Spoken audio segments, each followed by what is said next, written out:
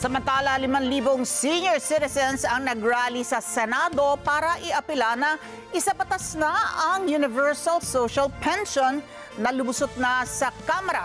Ngunit nananatiling nakabinbin sa Senado. Layunin ng panukalang batas na makatanggap ng tig-500 piso na pensyon ang lahat ng mga Pinoy na nasa edad 60 pataas. Kung hindi kasi ito mapagtitibay bago magsara itong 19th Congress, posibleng mag-back to zero ang nasabing panukala.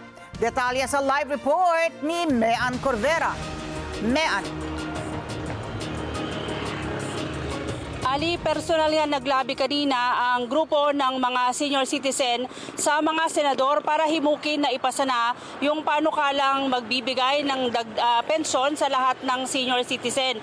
Gate nila 8 buwan nang nakapending sa mataas na kapulungan ang naturang panukalang batas pero hindi pa rin pinagtitibay ng mga senador. Mahalaga daw ang pagpapatibay ng panukalang ito para tugunan ang pangailangan ng mga senior citizens lalo na pambili ng kanilang mga gamot.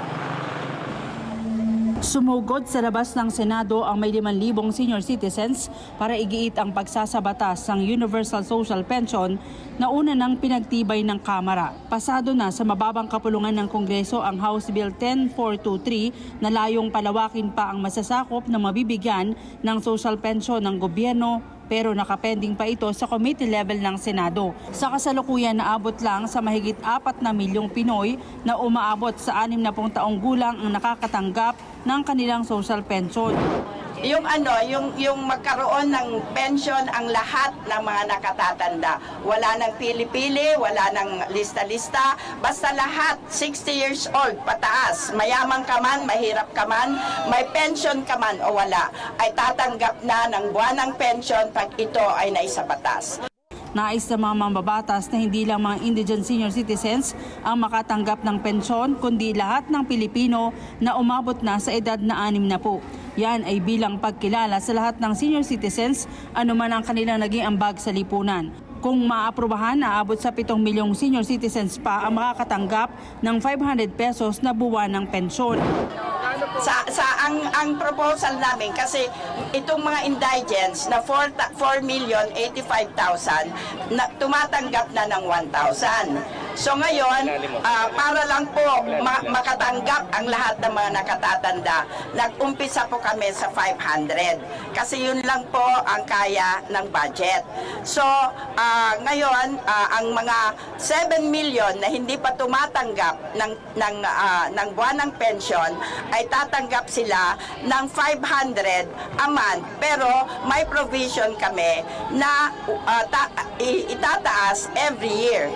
Humingi na ang mga kongresista ng meeting kay Senate President Francis Escudero para maikalendaryo ang panukala at mapagtibay sa nalalabing 9 session days. Dudulog din anya sila kay Pangulong Bongbong Marcos para sertipikahan itong urgent at maratsada ng Senado.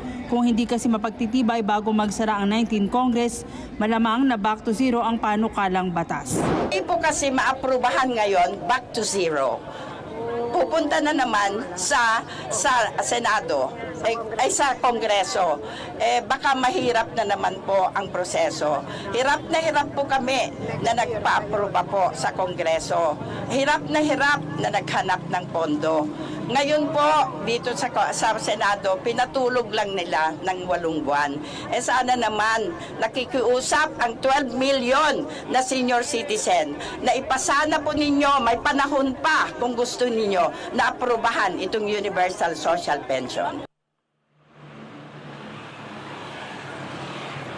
Ali, sa ngayon, ang mga senior citizens ay tumatanggap na ng 1,000 pesos na social pension mula ngayon sa DSWD. Bukod pa dyan, ay ngayong taon na rin yung implementasyon ng expanded centenarian law. Yan yung magbibigay ng 10,000 pesos para sa mga senior citizen na sasapit na sa kanilang edad na 85 hanggang 95. Sabi ng mga sponsor ng panukalang yan ay may pagkukunan naman daw ng pondo sakaling ipasaya ng Senado. Ali.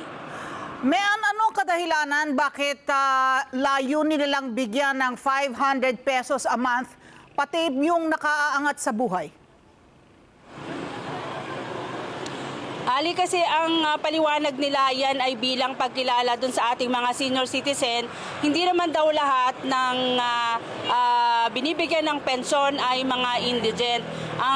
Kahit daw yung mga nasa middle class, naghihirap na rin ngayon dahil sa mahal na mga bilihin. Malaking bagay daw kung mabibigyan din sila ng pensyon ng gobyerno. Alright, maraming salamat. Mian Corvera, nagulat live.